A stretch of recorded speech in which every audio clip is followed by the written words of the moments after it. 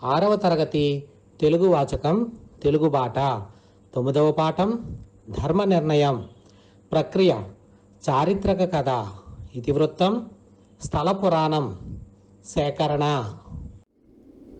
ఈ content developer Shri నక్కిన వీరరాఘవరావు.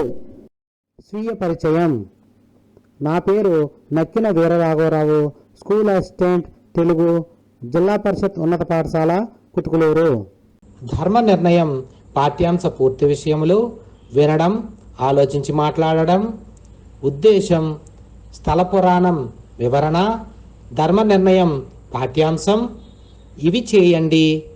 అవగాహన ప్రతిస్పందన, వ్యక్తీకరణ సృజనాత్మకత, భాషాంశాలు, వ్యాకరణం, ప్రాజెక్టు పని, నేనివి చేయగలనా, చదవండి, ఆనందించండి. ధర్మ నిర్ణయం పాఠ్యాంశ బోధనలో ఇప్పుడు చెప్పుకోబోయే అంశాలు చూడండి. అవగాహన ప్రతిస్పందన, వ్యక్తీకరణ సృజనాత్మకత, భాషాంశాలు, వ్యాకరణం, ప్రాజెక్టు పని, నేనివి చేయగలనా, చదవండి, ఆనందించండి. ఈ అంశాల గురించి ఈ వీడియోలో చూసుకుందాం. పిల్లలు, అభ్యసన ఫలితాలు చూడండి. ప్రశ్నలు తయారు చేయడం తెలుసుకుంటారు, అర్థసంధి పదాలు గుర్తిస్తారు, ఇచ్చిన పదాలతో సొంత వాక్యాలు ఎలా వ్రాయవచ్చో చర్చిస్తారు, వ్యతిరేక పదాలు నేర్చుకుంటారు, సమానార్థక పదాలు వ్రాస్తారు, ప్రకృతి వికృతులు వ్రాయడం సాధన చేస్తారు, సంధులు, సమాసాలు, విగ్రహవాక్యాలు, సమాసనామాలు చెప్పగలుగుతారు, సంయుక్త వాక్యాలు ఎలా వ్రాయాలో గ్రహిస్తారు.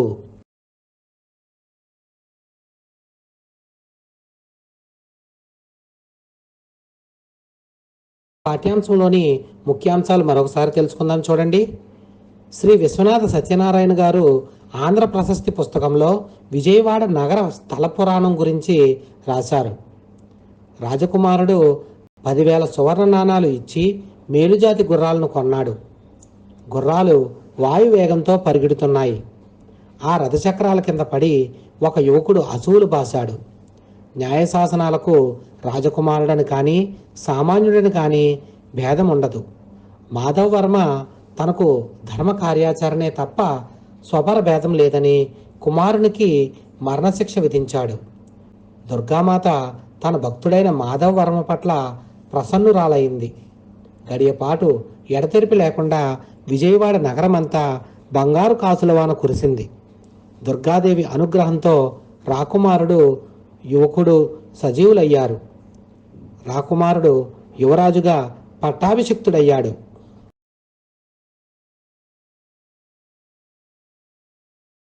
పిల్లలు, అవగాహన ప్రతిస్పందనలో ఇచ్చిన ప్రశ్నలు చూడండి. మొదటి ప్రశ్న, మాధవవర్మ వంటి ధర్మాత్ములు ఇప్పుడు మనల్ని పరిపాలిస్తే ఎలా ఉంటుంది? మాట్లాడండి, చెప్పండి. రెండవ ప్రశ్న, రాజకుమారుడు చేసిన పొరపాటు ఏమిటి? మూడవ ప్రశ్న, దుర్గాదేవి ఎందుకు ప్రసన్నురాలైంది? పిల్లలు, ఈ ప్రశ్నలకు జవాబులు వాచకం ఆధారంగా రాసి మీ తరగతి తెలుగు ఉపాధ్యాయులకు చూపించండి. పిల్లలు, 4వ ప్రశ్నలో ఇచ్చినటువంటి సంభాషణ చదవండి, ప్రశ్నలకు జవాబులు రాయండి. ఈ అంశానికి సంబంధించి మీ తరగతి తెలుగు ఉపాధ్యాయుల సహాయంతో కిజియా, సుప్రజ, పర్విన్ పాత్రలుగా తరగతి గదిలో వాచికాభినయంతో ప్రదర్శించండి. పిల్లలు, ఈ సంభాషణలో యాగంటి క్షేత్రం, అగస్త్య పుష్కరిణి, నంది విగ్రహం మరియు 3 సహజ సిద్ధంగా ఏర్పడిన గుహలు, వీరబ్రహ్మం గారు రాసిన కాలజ్ఞానం గురించి సంభాషించారు. ప్రశ్నలు చూడండి. మొదటి ప్రశ్న, యాగంటిలోని ఉమామహేశ్వరాలయానికి మిగిలిన శివాలయాలకు తేడా ఏమిటి? సాధారణంగా శివాలయాలలో శివుడు లింగ రూపంలో ఉంటాడు, కానీ యాగంటిలో పార్వతీ పరమేశ్వరులు విగ్రహ రూపంలో ఉంటారు. ఇదే యాగంటిలోని ఉమామహేశ్వరాలయానికి మిగిలిన శివాలయాలకు తేడా. రెండవ ప్రశ్న చూడండి. అగస్త్య పుష్కరిణి ప్రత్యేకత ఏమిటి? జవాబు చూడండి.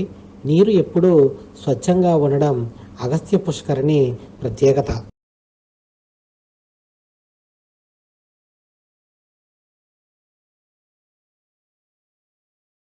తరువాతి ప్రశ్న, కాలజ్ఞానం ఎవరు రాశారు? జవాబు, వీరబ్రహ్మం గారు కాలజ్ఞానం రాశారు. తరువాతి ప్రశ్న, పై సంభాషణ ఆధారంగా ఒక ప్రశ్న తయారు చేయండి. ప్రశ్నలు ఈ సంభాషణ ఆధారంగా తయారు చేయాలి. చూడండి ప్రశ్న, యాగంటి క్షేత్రం ఏ జిల్లాలో ఉంది? యాగంటిలో నంది విగ్రహ ప్రత్యేకత ఏమిటి? వ్యక్తీకరణ సృజనాత్మకతలో ఇచ్చిన ప్రశ్నలు చూడండి. క్రింది ప్రశ్నలకు 4-5 వాక్యాలలో సమాధానాలు రాయండి. మొదటి ప్రశ్న, దుర్గాదేవిని కనకదుర్గగా ప్రజలు ఎందుకు పిలుస్తున్నారు? రెండవ ప్రశ్న, మాధవవర్మ దృష్టిలో అందరూ సమానులేనని ఎట్లా చెప్పగలవు? మూడవ ప్రశ్న, పుత్రవాత్సల్యం అంటే ఏమిటి? పిల్లలు, ఈ ప్రశ్నలకు సమాధానాలు వాచకం ఆధారంగా రాసి తరగతి తెలుగు ఉపాధ్యాయులకు చూపించండి. వ్యక్తీకరణ సృజనాత్మకతలో ఇచ్చిన క్రింది ప్రశ్నలకు 8 నుండి 10 వాక్యాలలో జవాబులు రాయండి. ప్రశ్నలు చూడండి. మొదటి ప్రశ్న, విజయవాడలో బంగారు వర్షం ఎందుకు కురిసిందో వివరంగా రాయండి. రెండవ ప్రశ్న, ధర్మపరాయణుడైన మాధవవర్మ గురించి సొంత మాటల్లో రాయండి. పిల్లలు, ఈ ప్రశ్నలకు వాచకం ఆధారంగా జవాబులు రాసి తరగతి తెలుగు ఉపాధ్యాయులకు చూపించండి. మూడవ ప్రశ్న, క్రింది ఇవ్వబడిన పదాల ఆధారంగా కథను రాయండి. పదాలు చూడండి. శివి చక్రవర్తి, కొలువు, పావురం, డేగ, ప్రవేశించడం, శరణు, అభయం, ఇవ్వడం, తక్కెడ, తేవడం, తోచడం, సరితూగకపోవడం, సిద్ధమవడం, త్యాగనిరతి, ప్రజలు, మెచ్చుకోవడం, అగ్ని, ఇంద్రుడు, ప్రత్యక్షమవడం, ప్రవేశించడం. పిల్లలు, ఈ పదాలు ఆధారంగా చేసుకుని ఒక కథ రాయండి. రామాయణంలో శిబి చక్రవర్తి కథ ఎందుకు వస్తుందో ఇప్పుడు తెలుసుకుందాం. పూర్వం శంబరాసురుడితో యుద్ధం చేసిన సమయంలో దశరథ చక్రవర్తి తనకు ఎప్పుడైనా ఇస్తానన్న 2 వరాల్ని ఇప్పుడు ఇస్తాడో ఇవ్వడోనన్న సందేహం కైకేయికి వస్తుంది. ఆమె కోరుకున్న 2 వరాలు కూడా సామాన్యమైనవి కావు. రామునికి బదులు భరతునికి రాజ్య పట్టాభిషేకం చేయడం ఒకటి, శ్రీరాముడు 14 సంవత్సరాలు వనవాసం చేయడం రెండో కోరిక. తనకిచ్చిన మాటపై దశరథుడు నిలబడేటట్లు చేయడానికి కైకేయి ఇక్ష్వాకు వంశస్థుడైన శిబి చక్రవర్తి సత్యసంధతను గూర్చి తన భర్తకు ఉత్తేజకరంగా చెబుతుంది. మాట తప్పనితనాన్ని పరీక్షించడానికి ఒకసారి ఇంద్రుడు డేగగానో అగ్ని పావురంగానో వస్తారు. పావురం డేగను తరుముతుంటే పావురం ప్రాణభీతితో వచ్చి శిబి ఒడిలో వాలుతుంది. ఆయన దాన్ని కాపాడుతానని అభయమిస్తాడు. అప్పుడు డేగ వచ్చి శిబి చక్రవర్తితో, ఈ పావురం నేను న్యాయంగా సంపాదించుకున్న ఆహారం, వెంటనే దాన్ని నాకు ఇచ్చేయి అంటుంది. శిబి అంటాడు, ఈ పావురానికి నేను అభయమిచ్చాను కావున దానిని నీకు ఆహారంగా ఇవ్వలేను, నా మాంసం కోసి నీకు ఆహారంగా ఇస్తాను అంటూ తన మాంసాన్ని కోసి డేగకు అందిస్తాడు. ఇంద్రుడు అగ్ని ప్రత్యక్షమై శిబి సత్యసంధతకు జోహారులు అర్పిస్తారు. కైకేయి ఈ కథ చెప్పి దశరథుడు తాను పూర్వం చేసిన వాగ్దానాన్ని పాటించవలసిందిగా హెచ్చరించింది. పనిలో పనిగా పిల్లలు, ఈ కథకు త్యాగ నిరతి అనే శీర్షిక సరిపోతుంది. కథ చూడండి. ఒకనాడు శివి చక్రవర్తి సభలో కొలువు తీరి ఉన్నాడు. ఆయన కొలువులోనికి ఒక పావురం ప్రవేశించింది.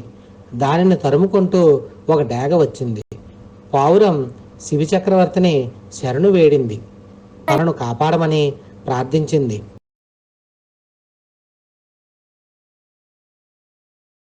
శివి చక్రవర్తి అభయం ఇచ్చాడు. శివి చక్రవర్తి తక్కెడ తెమ్మన్నాడు.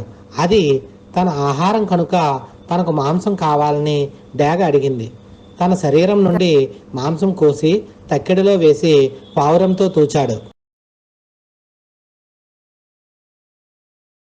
ఎంత మాంసం వేసినా సరిపోలేదు. చివరకు తనను మొత్తం తినమని తానే తక్కెడలో కూర్చున్నాడు. ఆయన త్యాగనిరతిని ప్రజలు మెచ్చుకొన్నారు. అగ్ని, ఇంద్రుడు ప్రత్యక్షమయ్యారు. తామే డేగ పావురం రూపంలో వచ్చినట్లు చెప్పి శిబి చక్రవర్తిని ఆశీర్వదించారు. పిల్లలు, భాషాంశాలు చూడండి. ఆ క్రింద గీత గీసిన పదాలకు అర్థాలు రాయండి, వాటితో సొంత వాక్యాలు రాయండి. ఉదాహరణ చూడండి. శ్రీకృష్ణుని చేతిలో కంసుడు అసువులు వదిలాడు. చూడండి, అసువులు అంటే అర్థం ప్రాణాలు. చూడండి వాక్యం. సమయానికి సరైన వైద్యం అందడం చేత ఒక వ్యక్తి ప్రాణాలు నిలిచాయి. మొదటి వాక్యం చూడండి. ఘడియ మాత్రంలోనే సత్య వంట పని ముగించింది. ఘడియ అనే పదానికి అర్థం చూడండి, 24 నిమిషాలు. వాక్యం చూడండి. ఈరోజు మా నాన్నగారు 24 నిమిషాల పాటు వ్యాయామం చేశారు.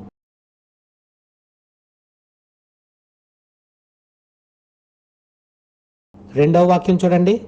పరమతాన్ని గౌరవించడం ధర్మం. పర అనే పదానికి అర్థం ఇతర అని అర్థం. నేటి విద్యార్థులు చదువుపై తప్ప ఇతర విషయాలపై శ్రద్ధ ఎక్కువ చూపుతున్నారు. మూడవ వాక్యం చూడండి. పూర్వం అశ్వాన్ని వాహనంగా ఉపయోగించేవారు. అశ్వము అనే పదానికి అర్థం చూడండి. అశ్వము అనే పదానికి అర్థం గుర్రం. మా తాతగారు ఎక్కడికి వెళ్ళాలన్నా గుర్రంపై వెళ్ళేవారట. నాలుగో వాక్యం చూడండి. సువర్ణ భూషణాలంటే అందరికీ ప్రీతి. సువర్ణం అంటే అర్థం బంగారం. వాక్యం చూడండి. బంగారం ధర రోజు రోజుకి పెరిగిపోతోంది.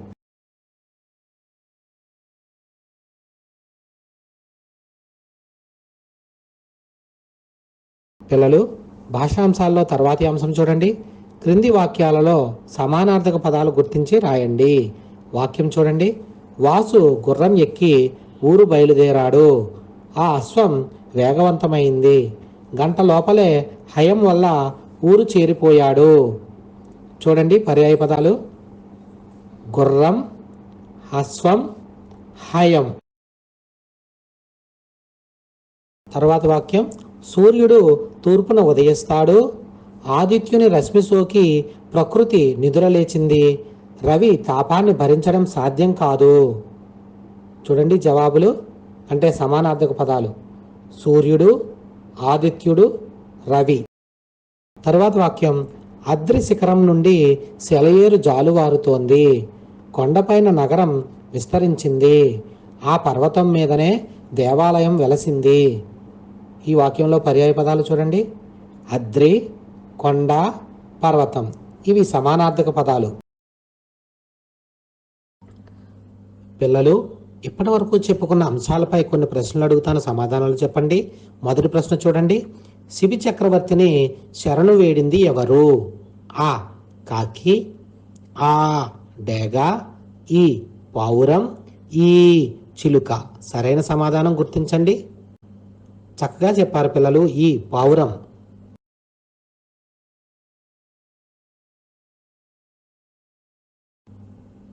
రెండవ ప్రశ్న చూడండి.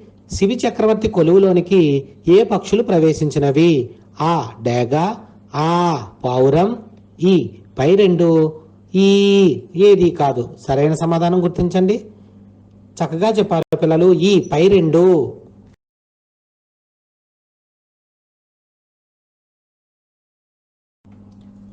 మూడవ ప్రశ్న. అశ్వం అనే పదానికి అర్థం ఏమిటి? ఆ డేగ, ఆ పావురం, ఈ కాకి, ఈ గుర్రం. సరైన సమాధానం చెప్పండి. ఈ గుర్రం. చాలా చక్కగా చెప్పారు పిల్లలు.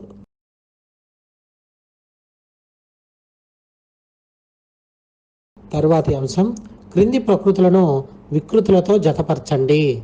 చూడండి. రథం, కుమారుడు, ఆజ్ఞ. ఇవి ప్రకృతి పదాలు. వీటికి సరైన వికృతి జత చేయండి. రథం అంటే వికృతి పదం అరథం. కుమారుడు వికృతి పదం కొమరుడు. ఆజ్ఞ వికృతి పదం ఆనా. చూడండి జతపరిచిన పదాలు. ఆ, ఈ, ఆ.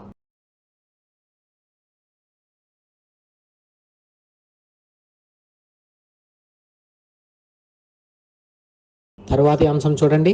క్రింది వ్యతిరేకార్థక పదాలతో ఖాళీలను పూరించండి. చూడండి వాక్యం. సూర్యుడు తూర్పున ఉదయిస్తాడు, పడమరన అస్తమిస్తాడు. రెండో వాక్యం. నా కుమారునికి అన్యాయం జరిగిందని అనుకుంటే న్యాయం జరిగింది. మూడో వాక్యం. సుఖం దుఃఖం కావడి కుండలు అంటారు. 4వ వాక్యం ప్రతి సామాన్య విషయం ఒక్కోసారి అసామాన్యంగా మారుతుంది. వ్యాకరణాంశాలు చూడండి. క్రింది పదాలను గమనించండి. పదాలు చూడండి. 4 ముఖాలు, 3 కన్నులు, పంచ పాండవులు, ముల్లోకాలు, 7 ద్వారాలు. పిల్లలు, పై పదాలన్నీ సమాస పదాలే. వాటిలో పూర్వపదం సంఖ్యను సూచిస్తోంది, ఉత్తరపదం నామవాచకాన్ని సూచిస్తోంది. సంఖ్యాపదం పూర్వపదంగా ఉండే సమాసాలను ద్విగు సమాసాలు అంటారు. పిల్లలు, ఇచ్చిన పదాలలో పూర్వపదం ఉత్తరపదం గమనించండి. 4 ముఖాలు, 3 కన్నులు, పంచ పాండవులు, ముల్లోకాలు, 7 ద్వారాలు. పిల్లలు, క్రింది వాక్యాలలో ద్విగు సమాస పదాలున్నాయి, గుర్తించండి. మొదటి వాక్యం చూడండి. వ్యాసుడు వేదాలను చతుర్వేదాలుగా విభజించాడు. ఈ వాక్యంలో చతుర్వేదాలు అనేది ద్విగు సమాస పదం. రెండో వాక్యం చూడండి. శంకుస్థాపనలో నవధాన్యాలు వాడతారు. నవధాన్యాలు అనేది ద్విగు సమాస పదం. మూడో వాక్యం ఇంద్రధనస్సులో సప్తవర్ణాలుంటాయి. సప్తవర్ణాలు అనేది ద్విగు సమాస పదం. పిల్లలు, అత్వసంధి పదాలు తెలుసుకున్నారు కదా. క్రింది ఇచ్చిన అత్వసంధి పదాలు విడదీయండి. చిన్నప్పుడు, చిన్న ప్లస్ అప్పుడు. తిరగకేమి, తిరగక ప్లస్ ఏమి. రామయ్య, రామ ప్లస్ అయ్య. జరగకేమి, జరగక ప్లస్ ఏమి. రామక్క, రామ ప్లస్ అక్క. సీతమ్మ, సీత ప్లస్ అమ్మ. ఈ పదాలన్నీ కూడా అత్వసంధికి చెందిన పదాలు. పిల్లలు, ఈ క్రింది సంధి పదాలను కలిపి రాయండి. చూడండి పదాలు. రవ్వ ప్లస్ అంత, రవ్వంత. చింత ప్లస్ ఆకు, చింతాకు. వెంక ప్లస్ అప్ప, వెంకప్ప. ఈ రకంగా పదాలు కలిపి రాయాలి. పిల్లలు, సంయుక్త వాక్యాల గురించి తెలుసుకుందాం. చూడండి. సమ ప్రాధాన్యం గల 2 కానీ అంతకంటే ఎక్కువ కానీ వాక్యాలు కలిస్తే సంయుక్త వాక్యం ఏర్పడుతుంది. ఇందులో అన్ని ప్రధాన వాక్యాలే ఉంటాయి. కాబట్టి, కానీ, మరియు వంటి పదాలు వాక్యాలను కలుపుతాయి.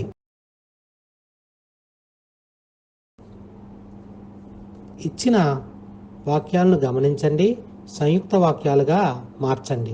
ఉదాహరణ చూడండి. మధు బడికి వెళ్ళాడు. రహీం బడికి వెళ్ళాడు. జాన్ బడికి వెళ్ళాడు. చూడండి, ఈ వాక్యాన్ని సంయుక్త వాక్యంగా మార్చితే ఎలా మారుతుందో. మధు, రహీం, జాన్ బడికి వెళ్ళారు. అలాగే మరొక వాక్యం చూడండి. సీత అక్క, గీత చెల్లెలు.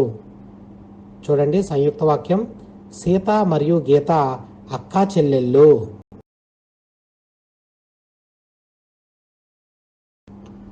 మరికొన్ని సంయుక్త వాక్యాలు చూడండి. శారద సంగీతం నేర్చుకుంది. శారద నాట్యం నేర్చుకుంది. జవాబు చూడండి. శారద సంగీతం, నాట్యం నేర్చుకుంది. తర్వాత వాక్యం చూడండి. నగీన్ స్టేషన్కు వెళ్ళింది. రైలు వెళ్ళిపోయింది. చూడండి, సంయుక్త వాక్యంగా మారిస్తే నగీన్ స్టేషన్కు వెళ్ళింది కానీ రైలు వెళ్ళిపోయింది.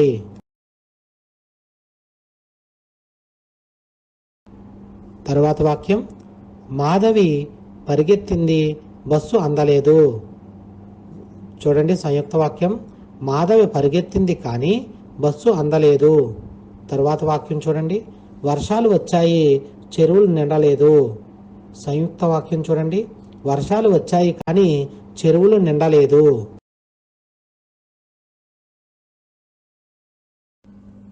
పిల్లలు, ఈ అంశాలపై కొన్ని ప్రశ్నలు అడుగుతాను, సమాధానం చెప్పండి. మొదటి ప్రశ్న. విజయవాడ నగర స్థల పురాణం గురించి ఎక్కడ రాశారు? ఆ. ఆంధ్ర ప్రశస్తి పుస్తకంలో. ఆ. ఆంధ్రప్రభ పుస్తకంలో. ఈ. బాలభారతి పుస్తకంలో. ఈ. బాలమిత్ర పుస్తకంలో. సరైన సమాధానం గుర్తించండి. చక్కగా చెప్పారు పిల్లలు. ఆ ఆంధ్ర ప్రశస్తి పుస్తకంలో. రెండవ ప్రశ్న, యాగంటి క్షేత్రం ఏ జిల్లాలో ఉన్నది? ఆ కర్నూలు, ఆ కృష్ణా, ఈ శ్రీకాకుళం, ఈ విజయనగరం. సరైన సమాధానం చెప్పండి. చక్కగా చెప్పారు పిల్లలు. ఆ కర్నూలు జిల్లా. మూడవ ప్రశ్న చూడండి. ఆజ్ఞ వికృతి పదం గుర్తించండి. ఆ ఆహుతి, ఆ ఆనక, ఈ ఆనతి, ఈ ఆన. సరైన సమాధానం చెప్పండి. చక్కగా చెప్పారు పిల్లలు. ఈ ఆన.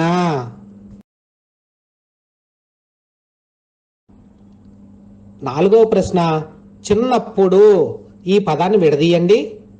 ఆ చిన్న ప్లస్ అప్పుడు, ఆ చిన్న ప్లస్ డు, ఈ చి ప్లస్ అప్పుడు, ఈ చిన్న ప్లస్ అప్పుడు. సరైన సమాధానం గుర్తించండి. చక్కగా చెప్పారు పిల్లలు. ఆ చిన్న ప్లస్ అప్పుడు. ఐదవ ప్రశ్న, ద్విగు సమాస పదాన్ని గుర్తించండి. ఆ చతుర్వేదాలు, ఆ నవధాన్యాలు, ఈ సప్తవర్ణాలు, ఈ పైవన్నీ. సరైన సమాధానం చెప్పండి. చక్కగా చెప్పారు పిల్లలు. ఈ పైవన్నీ. ఆరవ ప్రశ్న, చతుర్వేదాలు ఈ పదానికి సరైన సమాసనామం గుర్తించండి. ఆ షష్ఠీ తత్పురుష సమాసము, ఆ కర్మధారయ సమాసము, ఈ ద్వంద్వ సమాసము, ఈ ద్విగు సమాసము. సరైన సమాధానం చెప్పండి. చక్కగా చెప్పారు పిల్లలు. ఈ ద్విగు సమాసము. ఏడవ ప్రశ్న, మధు బడికి వెళ్ళాడు, రహీం బడికి వెళ్ళాడు, జాన్ బడికి వెళ్ళాడు. ఈ వాక్యానికి సరైన సంయుక్త వాక్యం గుర్తించండి. ఆ మధు, రహీం, జాన్ బడికి వెళ్ళారు. ఆ మధు, జాన్ బడికి వెళ్ళారు. ఈ మధు, రహీం, జాన్ బడికి వెళ్ళలేదు. ఈ మధు, రహీం, జాన్ వెళ్ళారు. సరైన సమాధానం గుర్తించండి. చక్కగా చెప్పారు పిల్లలు. ఆ మధు, రహీం, జాన్ బడికి వెళ్ళారు. ఎనిమిదవ ప్రశ్న, సమ ప్రాధాన్యం గల రెండు గాని అంతకంటే ఎక్కువ వాక్యాలు కలిస్తే ఏ వాక్యం ఏర్పడుతుంది? ఆ సంయుక్త వాక్యం, ఆ సామాన్య వాక్యం, ఈ వ్యతిరేక వాక్యం, ఈ సంశ్లిష్ట వాక్యం. సరైన సమాధానం చెప్పండి. చక్కగా చెప్పారు పిల్లలు. ఆ సంయుక్త వాక్యం. తొమ్మిదవ ప్రశ్న, సంయుక్త వాక్యాలలో ఏ పదాలతో వాక్యాలను కలుపుతారు? ఆ కాబట్టి, ఆ మరియు, ఈ కానీ, ఈ పైవన్నీ. సరైన సమాధానం చెప్పండి. చక్కగా చెప్పారు పిల్లలు. ఈ పైవన్నీ. పదవ ప్రశ్న, క్రింది వానిలో అత్వసంధి గల పదాన్ని గుర్తించండి. ఆ రామయ్య, ఆ తిరగకేమి, ఈ జరగకేమి, ఈ పైవన్నీ. సరైన సమాధానం చెప్పండి. వెరీ గుడ్ పిల్లలు, చక్కగా చెప్పారు. ఈ పైవన్నీ. పిల్లలు ఇప్పటి వరకు చాలా శ్రద్ధగా విన్నారు. ప్రాజెక్టు పని చూడండి. మీ ప్రాంతంలోని దర్శనీయ స్థలాలను గురించిన వివరాలు సేకరించి రాయండి. పిల్లలు, నేను ఇవి చేయగలనాలో ఇచ్చిన అంశాలు చూడండి. 1. పాఠాన్ని ధారాళంగా చదవగలను, అర్థం చేసుకుని సొంత మాటలలో చెప్పగలను. 2. పాఠంలోని పదాలను వాక్యాలలో ఉపయోగించగలను. 3. ఇటువంటి కథను మరొకటి చెప్పగలను. 4. పాఠంలోని ప్రశ్నలకు జవాబులు సొంత మాటలలో రాయగలను. పిల్లలు వీటికి అవును కాదు రూపంలో సమాధానాలు తెలియజేయాలి. పిల్లలు చదవండి, ఆనందించండి అనే అంశంలో ఇచ్చిన నేరము శిక్ష కథను చూడండి. ఓ రోజు మా నాన్న తనని బస్తీలో జరిగే ఒక సమావేశానికి కారులో తీసుకెళ్ళమనడంతో ఎగిరి గంతేశాను. ఎలానూ బస్తీకి వెళ్తున్నాను కాబట్టి మా అమ్మ తనకు అవసరమైన సరుకుల పట్టి ఇచ్చింది. పైగా రోజంతా బస్తీలోనే ఉండాలి కనుక కారు సర్వీసింగ్తో పాటుగా చేయాల్సిన ఇతర పనులు కూడా మా నాన్న అప్పగించారు. ఆ ఉదయం మా నాన్నను దిగబెట్టాక సాయంత్రం 5 గంటలకు మళ్ళీ ఇక్కడికే రా, కలిసి ఇంటికి వెళ్దాం అన్నారు నాన్న.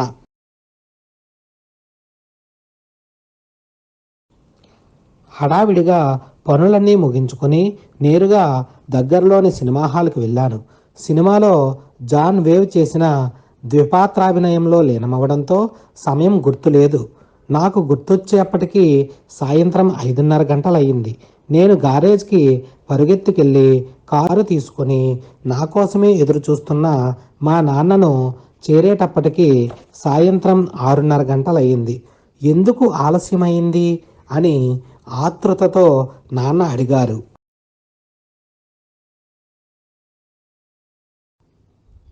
జాన్ వేవ్ సినిమా చూశానని ఆయనకు చెప్పడానికి సిగ్గుపడ్డ నేను, ఆయన అప్పటికే గారేజ్ వారితో మాట్లాడి ఉన్న విషయం తెలియక కారు సిద్ధం కాలేదు, నేను వేచి ఉండాల్సి వచ్చింది అన్నాను. అబద్ధం చెప్తూ పట్టుబడ్డ ఆయన నాతో నిజం చెప్పేందుకు ధైర్యం లేకపోయింది నీకు. నిన్ను పెంచడంలో నేనేదో తప్పు చేశాను. నేను ఎక్కడ తప్పు చేశానో తెలుసుకునేందుకు 18 మైళ్ళు నడిచి ఇంటికి వెళ్తున్నాను. దాని గురించి ఆలోచించు అన్నారు.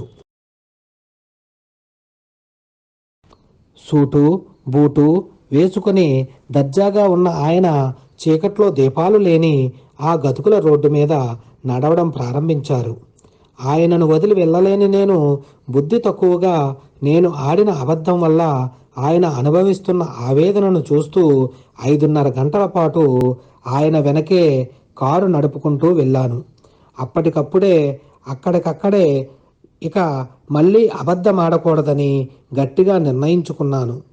మనం మన పిల్లలను తిట్టి కొట్టి శిక్షించే పద్ధతిలో ఆయన నన్ను శిక్షించి ఉంటే నేనీ పాఠాన్ని నేర్చుకుని ఉండేవాడనా అని అప్పుడప్పుడు ఈ సంఘటనను గురించి ఆలోచిస్తూ ఆశ్చర్యపోతుంటాను. నేర్చుకుని ఉండేవాడను కానని నా నమ్మకం. ఆ శిక్షను అనుభవించి మళ్ళీ ఎప్పటిలాగే అదే పని చేసి ఉండేవాడిని. కానీ ఈ ఒక్క అహింసాచర్య ఎంత శక్తివంతమైందంటే అది నిన్ననే జరిగినట్లుగా అనిపిస్తుంది. అహింసకున్న శక్తి అటువంటిది. పిల్లలు, ఈ నేరము శిక్ష కథ ద్వారా మనం గ్రహించవలసిన విషయాలు అబద్ధమనేది ఆడరాదు అని, మరియు తల్లిదండ్రులు చెప్పిన పనులు ఎప్పటికప్పుడే పూర్తి చేయాలి. వేరే ధ్యాసకు పిల్లలు పోకూడదు. పిల్లలు, ధర్మ నిర్ణయం పాఠ్యాంశం చాలా శ్రద్ధగా విన్నారు. ఈ పాఠంలో ఇచ్చిన అన్ని అంశాలు తెలుసుకున్నారు. చక్కగా చదివి మంచి మార్కులు సాధించాలి పిల్లలు. మరో చక్కటి పాఠంతో మీ ముందుకు వస్తాను. 6వ తరగతి తెలుగు వాచకంలోని ధర్మ నిర్ణయం పాఠ్యాంశం బోధించడానికి అవకాశం ఇచ్చినందుకు SCERT వారికి నా ధన్యవాదములు. చక్కటి చిత్రాలు అంతర్జాలంలో పొందుపరిచి విద్యాబోధనకు సహకరించిన వారికి నా కృతజ్ఞతలు.